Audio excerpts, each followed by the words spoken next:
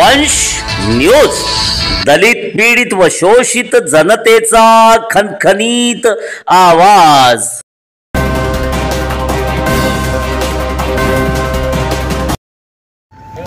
आज आपण पोहोचलेलो आहोत महादुला विलेज डेव्हलपमेंट स्कीम संस्थेच्या सेवानंद विद्यालय महादुला या परिसरात। नेमकी ही शाळा कोणाची याच्यावर सध्या वाद सुरू आहे। या ठिकाणी या क्षेत्राचे कामठी विधानसभेचे तीनदा नेतृत्व ज्यांनी केलेले माजी कॅबिनेट मंत्री तसेच भारतीय जनता पक्षाचे प्रदेशाध्यक्ष चंद्रशेखर बावनकुळे यांचा मीडियामधून दावा आहे की ही शाळा आमच्या परिवाराची नाही आहे। मात्र कुठेतरी काही गोष्टी लपवल्या जात आहेत आणि कुठेतरी ही शाळा आमची नव्हेच, ही शाळा देवस्थान ट्रस्टची आहेत आणि याचाच आज शोध घेण्यासाठी आणि या परिसरामध्ये आम्ही आलेलो आहोत। या ठिकाणी महादुला नगरपंचायतचे माजी नगरसेवक आहेत रत्नदीप रंगारी, आपण त्यांच्याशी चर्चा करणार आहोत। बावनकुळे साहेबांचं म्हणणं आहे की ही शाळा त्यांची नाही आहे, त्यांच्या परिवाराची नाही आहे। काय वाटते तुम्हाला नेमकं, ते खरे बोलतात की खोटं बोलतात? बावनकुळे साहेब सर्रास खोटं बोलत आहे।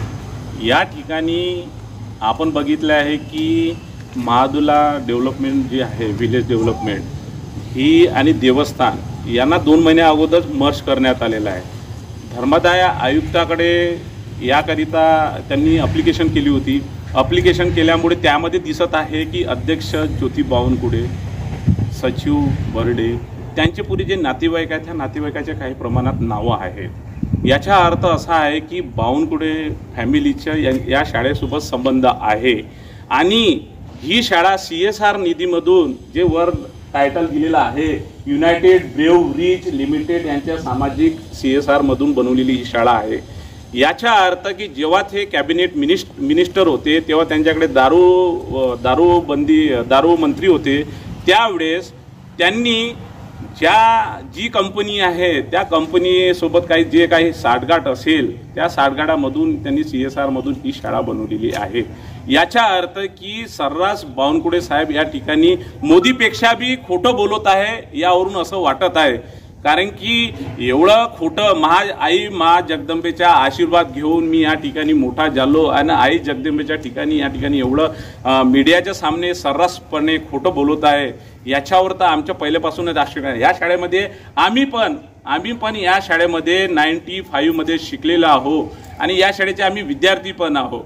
आम्हाला माहीत आहे की ही शाळा कोणाची होती आणि ही शाळेमध्ये जे गार्डन होतं, जे बाग बगीचा होता, हा बाग बगीचा कोणत्या ते आयरिन घोष ह्या मॅडम होत्या, ह्या मॅडमनी या ठिकाणी परिसरामध्ये चांगलं सुशोभित केलं होतं आणि आज ही शाळा सांगत आहे की आम्ही देवस्थान कमिटीला दिलेली आहे। 2016-17 ते 2024 फरवरी तोपर्यंत ज्योतिताई बावनकुळे या संस्थेवर या शाळेवर अध्यक्ष होते।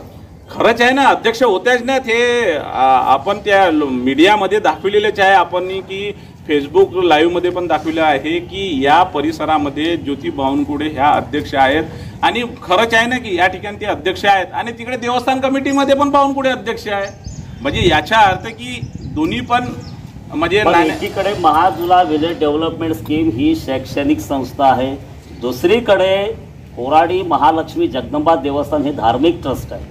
दोन्हीचा विलय होऊ शकत नाही असंही कायदा बोलतो, तरी सुद्धा हे मर्ज झालेलं आहे। काय वाटतं? नाही, मर्ज करण्यात आलेलं आहे। काही लोकांनी म्हणजे तुमच्यासारख्या पत्रकार लोकांनी, काही सामाजिक लोकांनी त्या धर्मदाय आयुक्ताकडे पण तक्रार केलेली होती, तहसीलदारकडे पण तक्रार केली होती, पण गव्हर्नमेंट त्यांची असल्यामुळे दुरुपयोग झालेला अधिकाऱ्यांवर दबाव आणून ती हस्तगत करण्यात आलेली यावरून असं दिसून येते।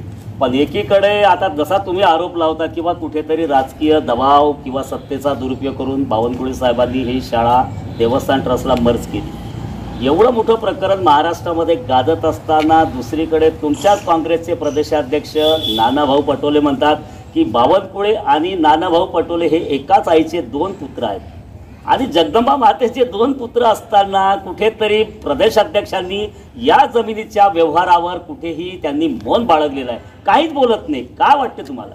नाही, कसं झालेलं आहे की काँग्रेसचे जे सामान्य कार्यकर्ते आम्ही या लढाई करण्यासाठी, बावनकुळे सोबत लढाई करण्यासाठी आम्ही तत्पर आहोत आणि तुम्ही वरचे नेते लोक तुम्ही आपली सेटिंग करा, कारण की आम्ही बघूनच राहिलो आहे की आमच्या काँग्रेसचे हे नेते फुटाफाटीच्या राजकारणापायी ही काँग्रेस बॅकफूटवर जात आहेत आणि बीजेपी सारखे लोक आमच्या छातीवर येत आहे. नवरात्रीच्या सुमारामध्ये बावनकुळे साहेब किंवा त्यांच्या कार्यकर्त्यांकडनं एक फोटो व्हायरल होत आहे, आई जगदंबा बघत आहे.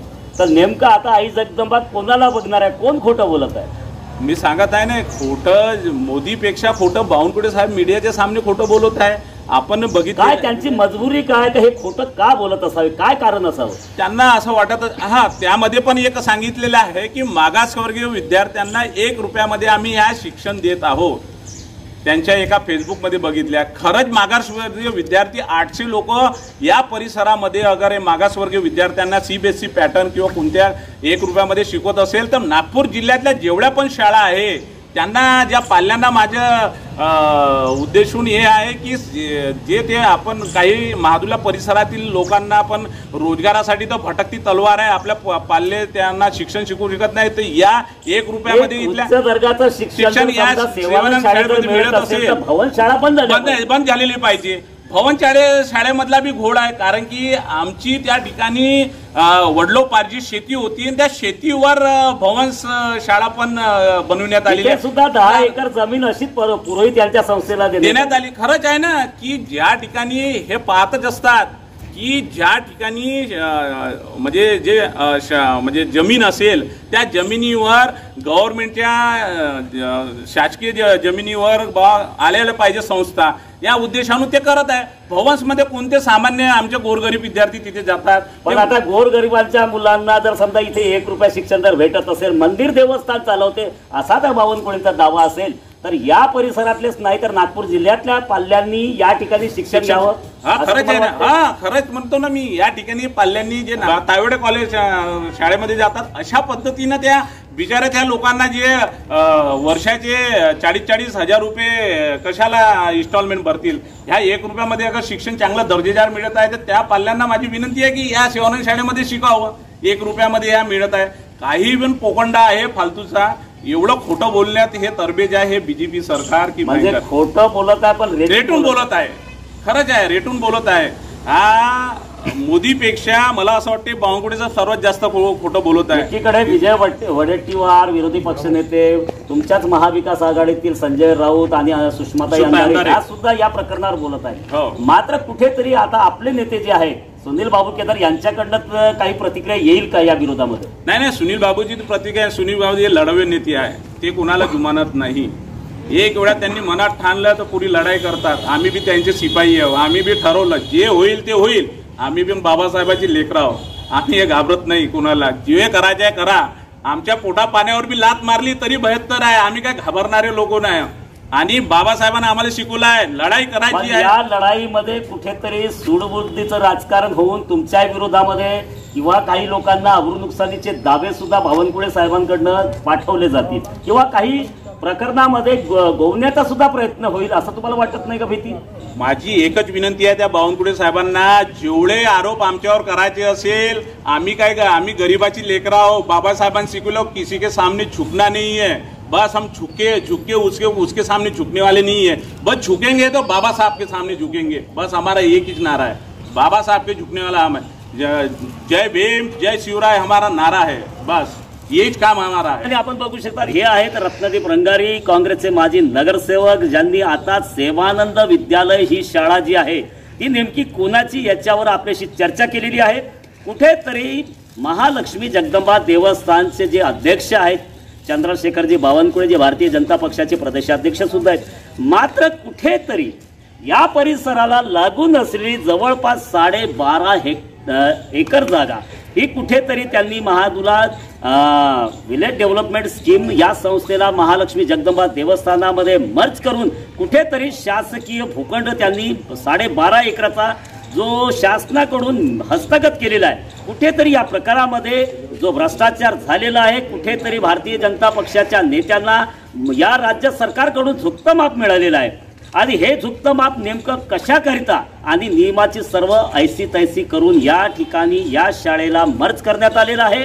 आणि या शाळेला मर्ज केल्याच्या नंतर महालक्ष्मी जगदंबा देवस्थानला महाराष्ट्र शासनाची जवळपास 5 हेक्टर म्हणजेच 12.5 एकर जमीन ही हस्तांतरित करण्यात आलेली आहे. हे लीज डीडचं प्रकरण आणि हे मर्ज केल्याचं प्रकरण कुठेतरी बावनकुळे साहेब यांच्या अंगलट येते की नेहमीप्रमाणे कुठेतरी विरोधकांना सेट करून, विरोधकांना आपल्या बाजूने करून कुठेतरी हे प्रकरण दाबण्याचा प्रयत्न बावनकुळे साहेबांकडनं होतो का हे बघणं तेवढंच महत्त्वाचं ठरणार आहे. तोपर्यंत आपण बघत राहा वंश न्यूज चॅनल. मी सुनील साळवे, मुख्य संपादक वंश न्यूज थेट सेवानंद विद्यालय महादुलाच्या परिसरातून. आमचा व्हिडिओ जास्तीत जास्त लाईक करा, शेअर करा आणि आमचे YouTube चॅनल सबस्क्राईब करा.